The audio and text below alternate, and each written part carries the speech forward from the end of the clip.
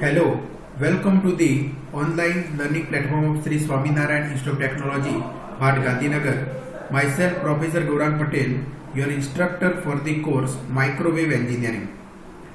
Dear students, before starting this session, let's look at the syllabus content of this course. So the subject code for this course is 2171001 and the prerequisite for this course is you must have some basic knowledge of electromagnetic theory, wave propagation and antenna and semiconductor physics for this course. मतलब अगर आपको ये course को अच्छे से समझना है तो आपको ये सब सब्जेक्ट के बारे में थोड़ा नॉलेज होना चाहिए, बेसिक नॉलेज होना चाहिए.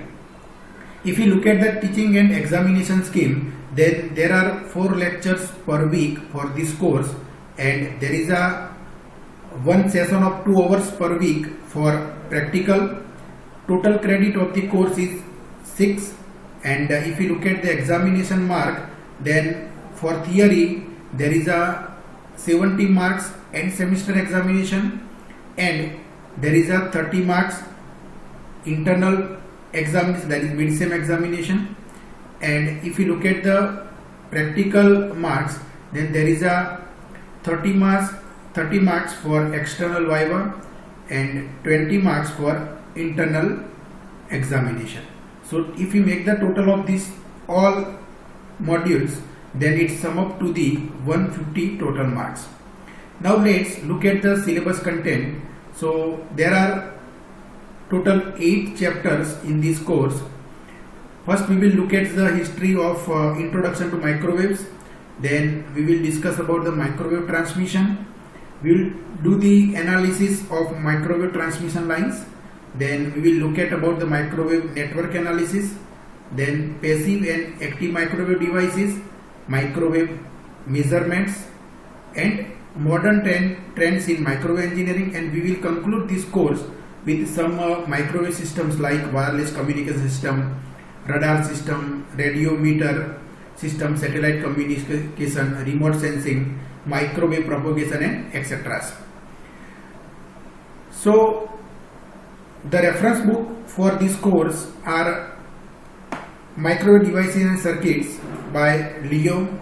Then you can also refer Microwave Technology by Dennis Rudy and Electronics Communication System by G. Kennedy. You can also refer the book Microwave Engineering by Annapurna Das. Okay, so these are the some reference books that you can use for this course. Okay, basically throughout this course we will use the we will use the book that is Sanjeev Gupta Microwave Engineering by Khanna Publication. So I will refer this book, that is Microwave Engineering by Sanjeev Gupta, Khanna Publication. Okay, so let's start the course. So we will start with the chapter number 1, that is Introduction to Microwave Engineering. And in this chapter we will first discuss about the history of microwaves. So before starting the history of microwaves, what are the microwaves? ये microwaves क्या है? So microwaves are nothing but electromagnetic waves. These are the electromagnetic waves. Okay, and these are the electromagnetic waves whose frequency is very high. Frequency is very high. Very high frequency ये microwave की होती है. High frequency की वजह से उसकी wavelength बहुत ही कम होगी. It has a very small wavelength. Wavelength is very small, wavelength is very small.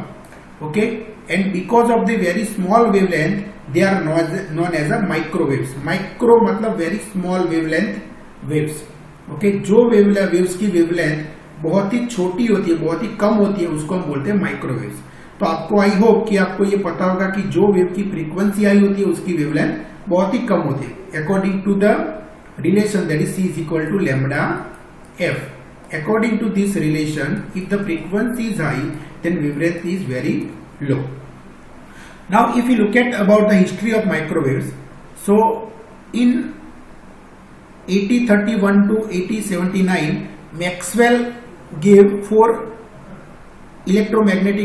equations, and he predicted the existence of electromagnetic waves based on these four equations. So first electromagnetic wave का existence ऐसा पहले Maxwell ने बताया था theoretical उसने using four equation, Maxwell four equation उन्होंने theoretically बताया था। और ये फोर मैक्सवेल इक्वेशन आपने आपके इलेक्ट्रोमैग्नेटिक कोर्स में पढ़े होंगे, मैक्सवेल के फोर इक्वेशंस। और ये फोर इक्वेशंस के बेस पे उसने प्रेडिक्ट किया था कि इलेक्ट्रोमैग्नेटिक वेव्स एग्जिस्ट करते हैं।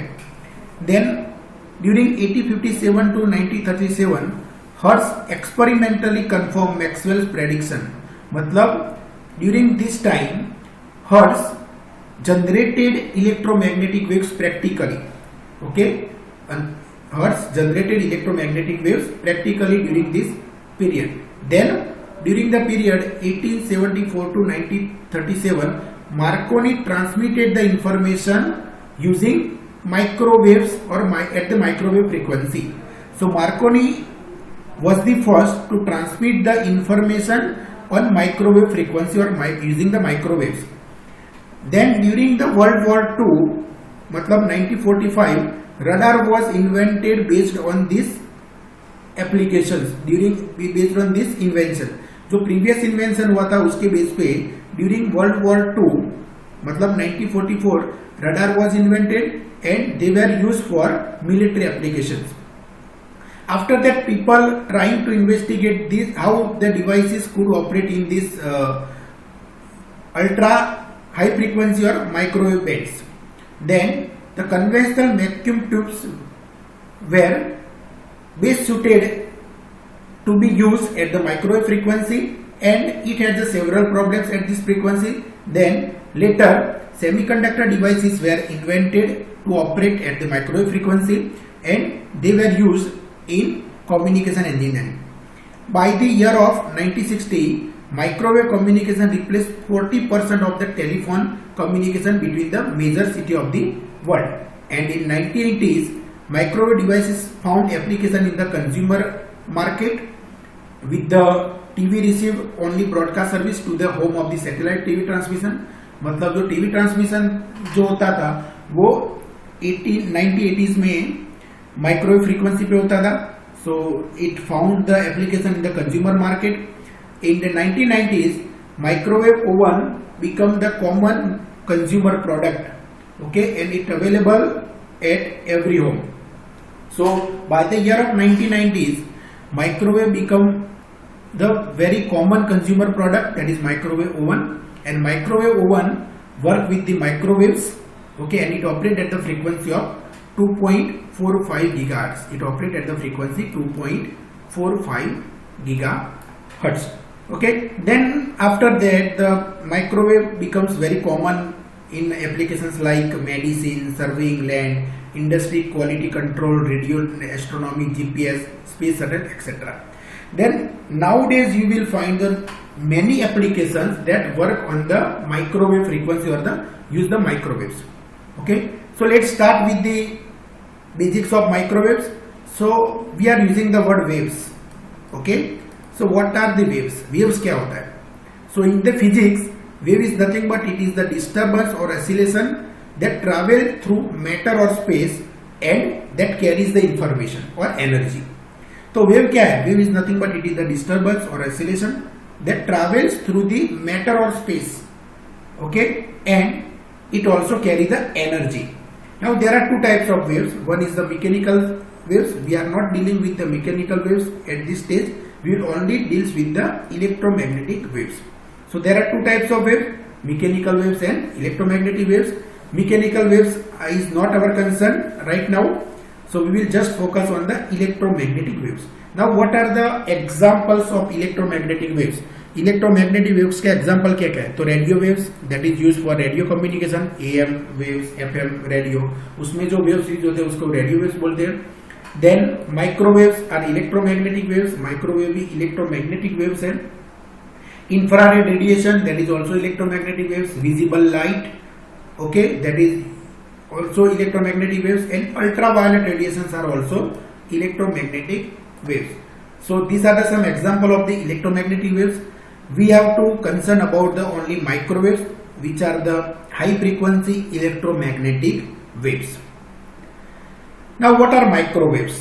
So we all know that every mobile phone conversation involves the transmission of microwave signal. मतलब मोबाइल कम्युनिकेशन में जो वेव्स यूज होते हैं इंफॉर्मेशन कैरी करने के लिए, वो माइक्रोवेव सिग्नल्स होते हैं. So microwaves are form of the electromagnetic radiation and they are very short wavelength radio waves. उसको माइक्रो क्यों बोलते हैं, मैंने पहले भी बताया आपको, बिकॉज उसकी वेवलेंथ बहुत ही छोटी होती है, बहुत ही शॉर्ट वेवलेंथ होती है, इसीलिए उसको माइक्रोवेव्स बोलते हैं. So if you look at this spectrum, ये इलेक्ट्रोमैग्नेटिक स्पेक्ट्रम का कुछ पार्ट है, कुछ भाग है, तो आप देख सकते हो कि ये माइक्रोवेव जो है, ओके, उसकी वेवलेंथ होती है 30 सेंटीमीटर टू 1 मिलीमीटर. ओके, तो आप देख सकते हो कि जो माइक्रोवेव होता है उसकी वेवलेंथ होती है, जो वेवलेंथ किसको बोलते हैं. सपोज मान लो कि मेरे पास वेव है, ये मेरा एक वेव है, तो उसकी वेवलेंथ किसको बोलेंगे, लेंथ ऑफ दिस वेव. ये यहां से लेके यहां तक एक ये पूरा वेव है, और उसकी जो लेंथ होती है, ये लेंथ जो है उसको हम बोलेंगे वेवलेंथ. तो ये वेवलेंथ हो गई. और ये माइक्रोवेव की वेवलेंथ बहुत ही कम होती है. कौन सी रेंज में होती है, 30 centimetre to 1 millimetre. 1 millimetre, 30 centimetre to 1 millimetre. Okay, तो जो वेव्स की वेवलेंथ मिलीमीटर रेंज में होती है उसको बोलते हैं मिलीमीटर वेव्स. क्या बोलते हैं, मिलीमीटर वेव्स. तो ये तो बात हो गई इन टर्म्स ऑफ वेवलेंथ. अगर हम फ्रीक्वेंसी रेंज की मैं बात करूं तो आप ये वेवलेंथ से फ्रीक्वेंसी निकाल सकते हो इजीली. कैसे, तो we know the relation, that is C is equal to lambda F. तो अगर मुझे ये रिलेशन से वेवलेंथ मुझे पता है, C क्या है, speed of light, that is 3 multiply by 10⁸ metre per second. तो अगर मुझे वेवलेंथ पता है तो ये वेवलेंथ रेंज है. वेवलेंथ रेंज कौन सी है, 30 सेंटीमीटर टू 1 मिलीमीटर.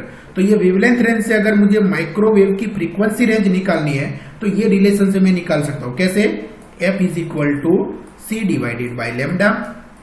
तो C की जगह पे 3 मल्टीप्लाई बाय 10⁸ लिख दो, और वेवलेंथ को मीटर में कन्वर्ट करके 30 सेंटीमीटर को मीटर में कन्वर्ट करके यहाँ पे लिख दो, तो आपको फ्रीक्वेंसी मिल जाएगी. तो वो फ्रीक्वेंसी आपको मिलेगी 1 gigahertz approximately. Okay, you can check. Okay, please एक बार चेक कर लेना. According to my view it should be 1 gigahertz. ये 1 गीगाहर्ट्ज आपको मिलेगी. ओके, और 1 मिलीमीटर यहाँ पे रखेंगे वेवलेंथ, तो आपको ये मिलेगी 300 gigahertz. 300 gigahertz. So what is the frequency range of microwaves? 1 gigahertz to 300 gigahertz. So this is the frequency range of microwave. So आपको ये दोनों याद रखना है. frequency range of microwave is 1 gigahertz to 300 gigahertz. तो मतलब ये frequency range में जो भी waves है उसको हम microwaves बोलेंगे, और उसकी wavelength range कौन सी है, corresponding 30 centimetre to, this is the wavelength range, 30 centimetre to 1 millimetre. तो ये फ्रीक्वेंसी रेंज हो गई माइक्रोवेव की, ये हो गई वेवलेंथ रेंज. ये दोनों आपको याद रखना है. Okay, and what are the microwaves? Microwaves are the electromagnetic waves whose frequency range is 1 gigahertz to 300 gigahertz और wavelength range is 30 centimetre to 1 millimetre. So again, this is the electromagnetic spectrum, okay, EM spectrum that you already know, and microwaves lies in this range. Okay, these are the microwaves. Okay. Now ये जो microwave की frequency band है, पूरी band कौन सी frequency band है, microwave की frequency band कौन सी है, that is 1 gigahertz to 300 gigahertz. ये माइक्रोवेव फ्रीक्वेंसी बैंड है. तो माइक्रोवेव इंजीनियरिंग में ये फ्रीक्वेंसी रेंज को अलग अलग बैंड में डिवाइड कर दिया है. So you can see in this table, these are the name of the band, this is a frequency range of this band in the microwave frequency range and corresponding application. So first band is the L band, L frequency band, और उसकी frequency range कितनी है, 1 gigahertz to 2 gigahertz, and this band is used in the application like GSM and marine satellite. तो आपको पता होगा GSM मतलब global system for mobile communication, हमारा मोबाइल कम्युनिकेशन का एक स्टैंडर्ड है GSM. ओके, और उसकी फ्रीक्वेंसी रेंज अराउंड होती है 900 मेगाहर्ट्ज टू 900 मेगाहर्ट्ज और 1800 मेगाहर्ट्ज। ओके, तो ये कौन सी रेंज में आ गई? 1 gigahertz to 2 gigahertz. Now second band is the S band. S band की फ्रीक्वेंसी रेंज कौन सी है? 2 gigahertz to 4 gigahertz and corresponding applications are weather and surface, ship radar, microwave oven, Zigbee, wifi, Bluetooth. मतलब अगर मैं आपके घर पे माइक्रोवेव ओवन जो है उसकी बात करूं तो माइक्रोवेव ओवन कौन सी फ्रीक्वेंसी पे वर्क करता है? 2.45 गीगाहर्ट्ज, 2.45 गीगाहर्ट्ज। तो ये फ्रीक्वेंसी रेंज में आ गई 2 to 4 gigahertz. Again Zigbee, wifi, Bluetooth all operates at the frequency of 2.45 gigahertz. So that is S band. Next is the C band. C band जो microwave C band है उसकी frequency range है 4 gigahertz to 8 gigahertz and that is used in the satellite communication. Another band is the X band. X band की frequency range है 8 gigahertz to 12 gigahertz and that is used for the educational purpose. मतलब हमारी laboratory में जो microwave work bench है, microwave work bench होती है, आपको तो पता नहीं होगा, लेकिन माइक्रोवेव की लेबोरेटरी में माइक्रोवेव वर्क बेंच होती है, माइक्रोवेव वर्क बेंच होती है। और ये माइक्रोवेव वर्क बेंच जो है, माइक्रोवेव वर्क बेंच जो है उसमें जो एक्सपेरिमेंट होते हैं, मतलब लेबोरेटरीज में, हमारी कॉलेज की लेबोरेटरीज में, उसमें जो फ्रीक्वेंसी रेंज यूज होती है और जो माइक्रोवेव सोर्सेज होते हैं वो ये फ्रीक्वेंसी वाले वेव्स प्रोड्यूस करते हैं, that is 8 to 12 gigahertz. Another is the Ku band. Ku band की फ्रीक्वेंसी रेंज होती है 12 to 18 gigahertz. That is applications are satellite TV and VSAT. Satellite TV मतलब हमारे घर पे जो टीवी चैनल्स हमें मिलते हैं वो सब ये फ्रीक्वेंसी रेंज में होते हैं। अनदर बैंड इज द के बैंड। के बैंड की फ्रीक्वेंसी रेंज होती है 18 to 27 gigahertz and that is used for radar, armature satellite, infrared, astronomy and etcetera. Radar जो होता है, रडार मतलब रडार का फुल फॉर्म क्या होता है? Radio detection and ranging. That is used for the, that is used in this frequency range, that is 18 to 27 gigahertz और उसको हम क्या बोलते हैं? के band. Another band is the के बैंड। सो के बैंड की फ्रीक्वेंसी रेंज है 27 to 40 gigahertz and that is used for the satellite communication, satellite communication, high resolution and low range radar and military airplane. Okay, तो satellite communication में ये use होता है। High resolution and low range radar. तो high resolution and low range, इसका मतलब होता है कि जो ऑब्जेक्ट डिटेक्शन की जो एक्यूरेसी होती है, हाई रिजोल्यूशन का मतलब होता है ऑब्जेक्ट डिटेक्शन की जो एक्यूरेसी होती है वो बहुत ही हाई होती है, लेकिन उसकी रेंज बहुत ही, जो डिटेक्शन रेंज होती है, ऑब्जेक्ट को डिटेक्ट करने की जो रेंज होती है वो बहुत ही कम होती है। उसको बोलते हैं high resolution and low range radar. तो अगर कोई रडार ये फ्रीक्वेंसी में ऑपरेट करता है तो उसकी रिजोल्यूशन अच्छा होगा, उसकी ऑब्जेक्ट डिटेक्शन की एक्यूरेसी बहुत ही हाई होगी, लेकिन उसकी रेंज बहुत ही कम होगी। Another band is the very high frequency band, that is V band, 40 to 75 gigahertz and that is used for high capacity terrestrial millimeter waves communication. Okay, and another band, there is a last band, W band, and this band की ये band बहुत ही high frequency band है, उसकी frequency range है 75 to 110 gigahertz and this is used for the millimeter wave radar and research purpose. This also utilized for research purpose। मतलब जो हमारी इसरो जो है, Indian space research organisation, they might use this frequency band for research purpose। Okay, समझ में आ गया। और यहाँ पे देख सकते हो कि millimetre radar, millimetre wave radar, मतलब उसमें जो माइक्रोवेव यूज होते हैं उसकी वेवलेंथ मिलीमीटर में होती है, इसीलिए उसको बोलते हैं millimetre wave radar. Okay, so I hope कि आपको ये समझ में आ गया होगा। माइक्रोवेव फ्रीक्वेंसी बैंड मतलब हमारी जो ये फ्रीक्वेंसी रेंज है, that is 1 gigahertz to 300 gigahertz, उसको हमने अलग अलग बैंड में डिवाइड कर दिया एंड अकॉर्डिंग टू अलग अलग एप्लीकेशन उस पे वर्क कर रहा है। Now how this microwaves produce, ये माइक्रोवेव किससे प्रोड्यूस होते हैं? So microwaves with different wavelengths have slightly different properties and use and they produce in the different waves. तो अगर मैं लॉन्ग वेवलेंथ माइक्रोवेव्स की बात करूं, so they are produced by the aerials in similar way to the other radio waves. Aerial मतलब antenna.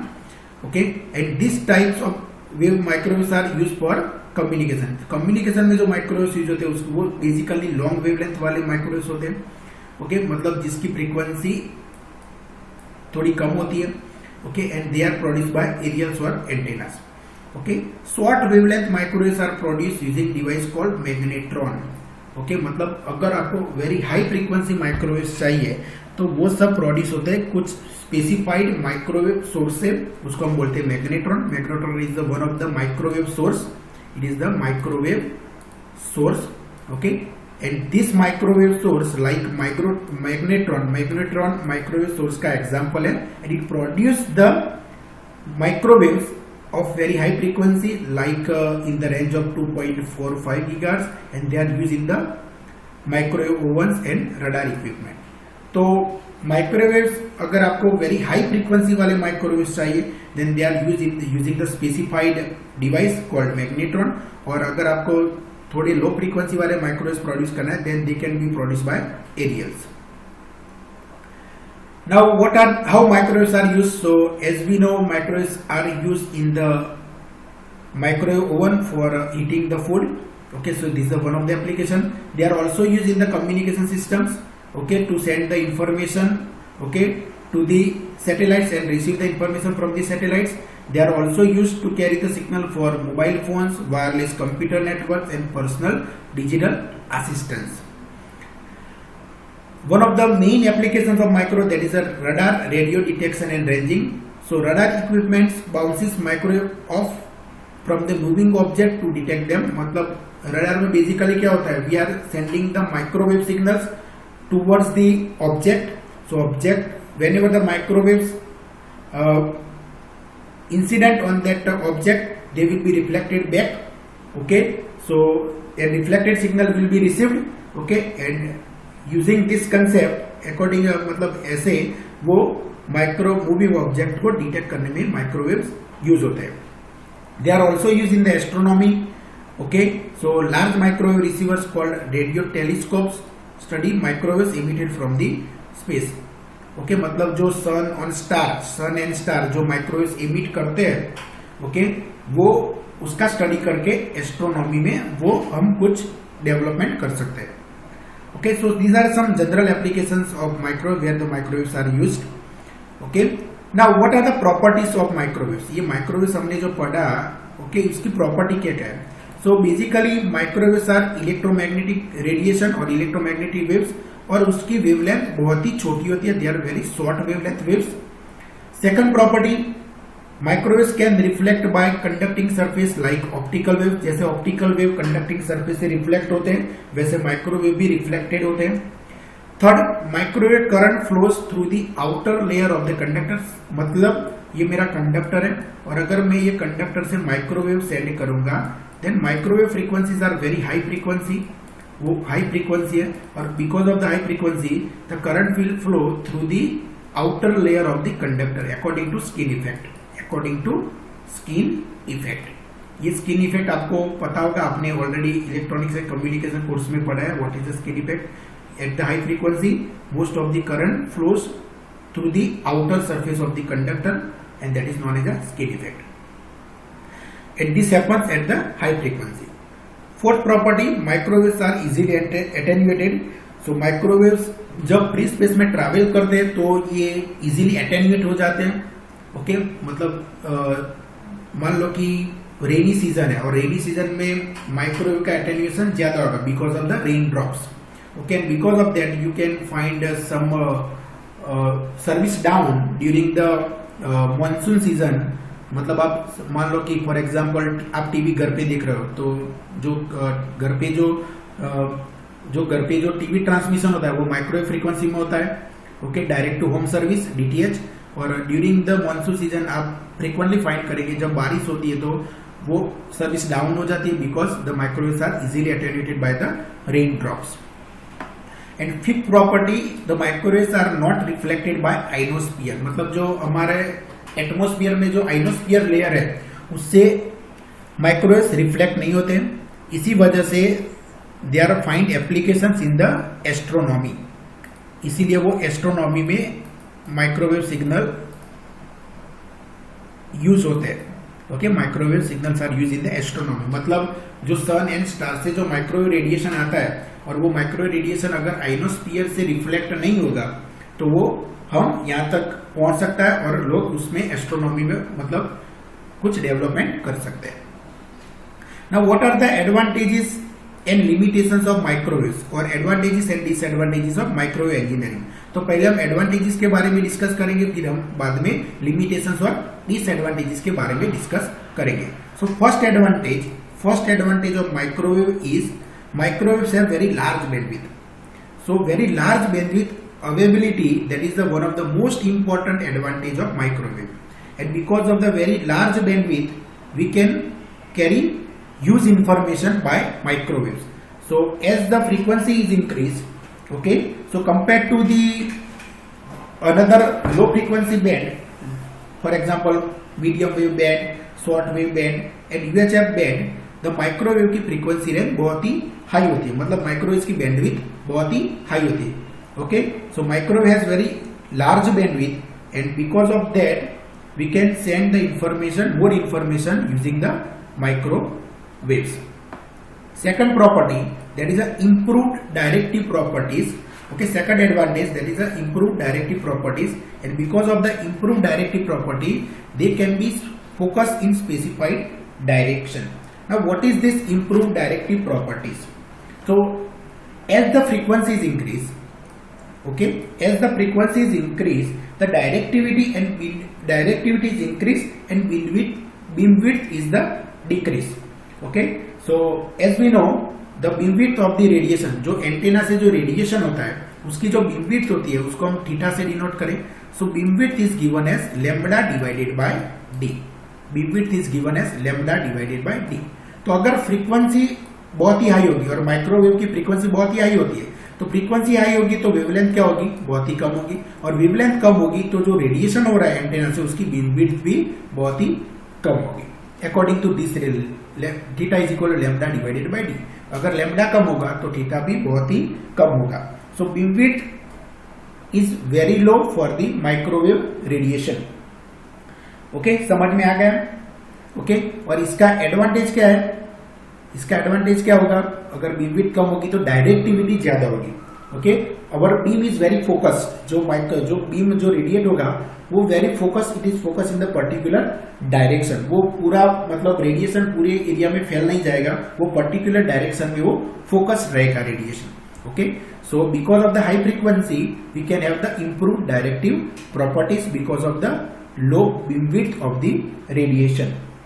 Okay, so अगर इसका क्या एडवांटेज हो सकता है?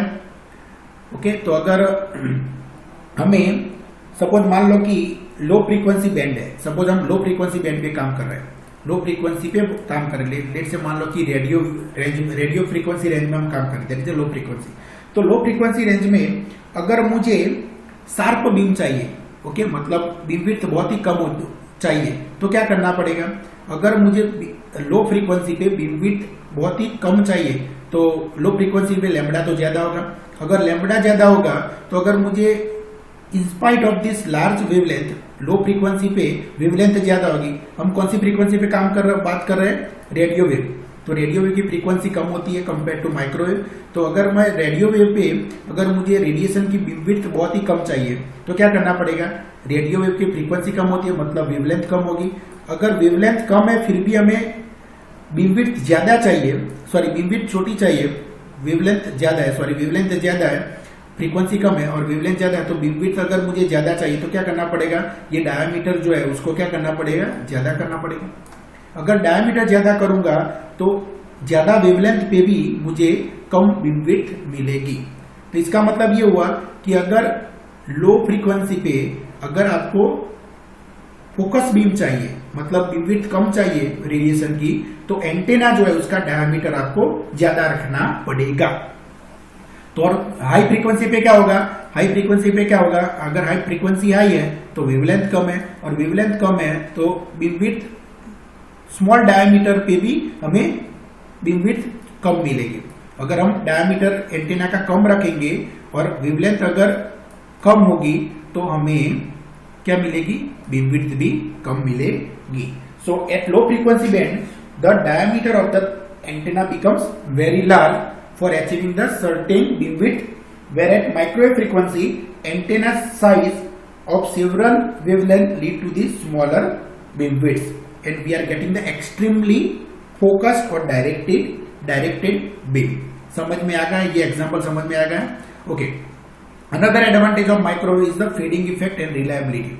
मतलब माइक्रोवेव पे जो हमारा जो रेडिएशन होता है, ओके, वो लाइन ऑफ साइट कम्युनिकेशन होता है। क्या होता है? एलओएस। एलओएस का फुल फॉर्म होता है line of site communication.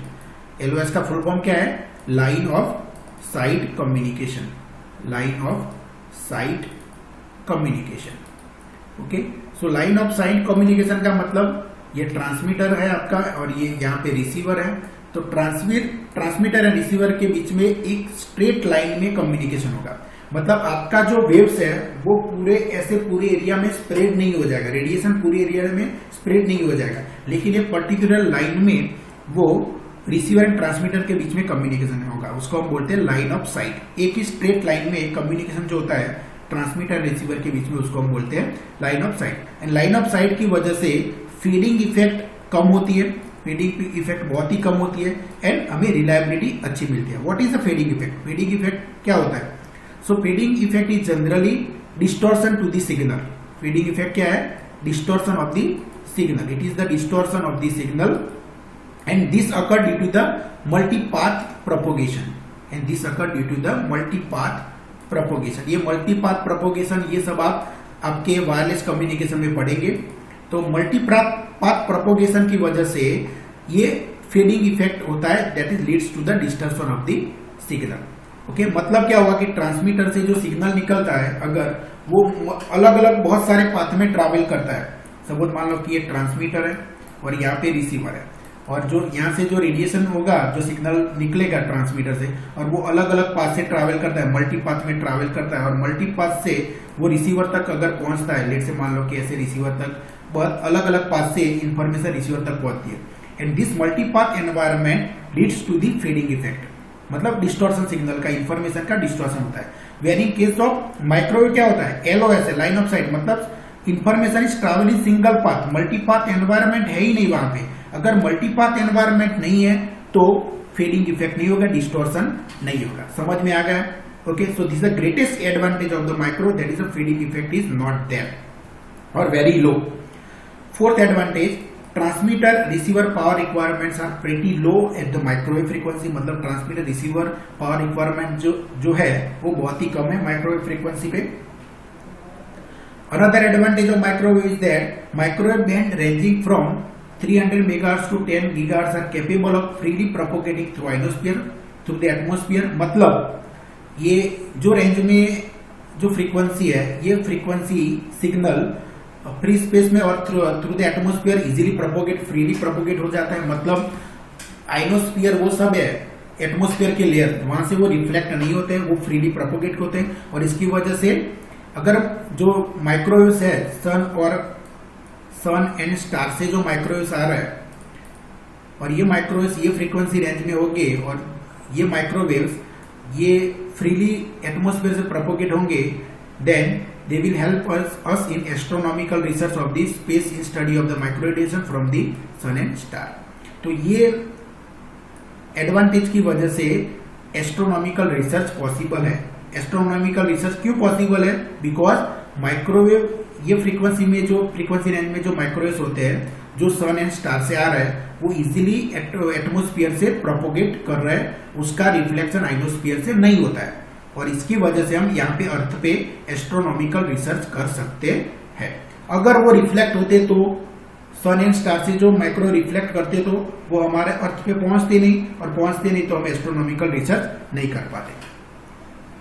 Okay, another advantages of micro communications are because of the high frequency we can send more data at high speed. Okay, high speed, high bandwidth. Another is the because of the short wavelength, microwave use the smaller wavelength, because as we know अगर frequency communication में अगर signal जो हम antenna से transmit कर रहे हैं उसकी फ्रीक्वेंसी अगर हाई होगी जो सिग्नल की, तो एंटेना की साइज और हाइट हमें कम रखनी पड़ेगी for efficient transmission of the signal. Okay, now what are the disadvantage of microwaves? ये तो एडवांटेजेस हो गए, डिसएडवांटेजेस कौन कौन से हैं? सो माइक्रोवेव कम्युनिकेशन में एलओएस चाहिए, मतलब लाइन ऑफ साइट कम्युनिकेशन है। Microwave is the line of sight communication, so they require no obstacle is present in the transmission path, मतलब ट्रांसमीटर एंड रिसीवर में जब एलओएस कम्युनिकेशन हो रहा है, ये लाइन ऑफ साइट कम्युनिकेशन हो रहा है, तो बीच में कोई ऑब्स्टेकल नहीं चाहिए। अगर ऑब्स्टेकल है तो माइक्रो कम्युनिकेशन नहीं होगा, एलओएस कम्युनिकेशन नहीं होगा। The cost of implementing the communication infrastructure is very high, मगर मतलब जो माइक्रो कम्युनिकेशन इंफ्रास्ट्रक्चर अगर हमें इम्प्लीमेंट करना है तो कॉस्ट बहुत ही हाई लगेगी। And last disadvantage, microwaves are susceptible to rain, snow and electromagnetic interference. मैंने एक एग्जांपल देके आपको बताया था कि रेनी सीजन में कैसे हमारे घर पे टीवी सिग्नल डिस्टर्ब होता है। Okay, and TV signals are basically microwaves. Okay, so microwaves are susceptible to rain, snow and electromagnetic interference. Okay, and these are the some commercial applications of microwave. So microwave are used in the communication system like TV, micro relay, satellite communication, mobile radio, telemetry, etc. Microwaves are also used in the radar system. Okay, as we know, for different types, there are number of types of radars are there, and in radar system the microwaves are used, okay, for navigation purpose, tracking purpose, for fire control, airport traffic control, search and rescue, velocity measurement. In this application, the microwaves are used in the field of radar. Microwaves are also used for as a microwave heating, मतलब industrial में कोई heating करना है हमें तो we can do use the microwaves for heating purpose. And in our home microwave ovens are based work on the micro heating, concept of micro heating. They are also used in the environmental remote sensing. Okay, remote sensing के लिए microwaves are used. They are also find application in medical system like gamma rays are used for detection of the cancer cell, etc. They are also used in the test equipments. So dear students, this is the first video lecture of this course and this is the introduction to microwave communication. So we have discussed several concepts regarding the microwaves, history of microwaves, then what are the microwaves, okay, then advantages, disadvantages of microwaves and applications of microwaves. So I hope कि आज हमने जो भी discuss किया आपको समझ में आ गया होगा। Let's stop here. We will discuss other aspect of this course in our next video lecture. Thank you very much.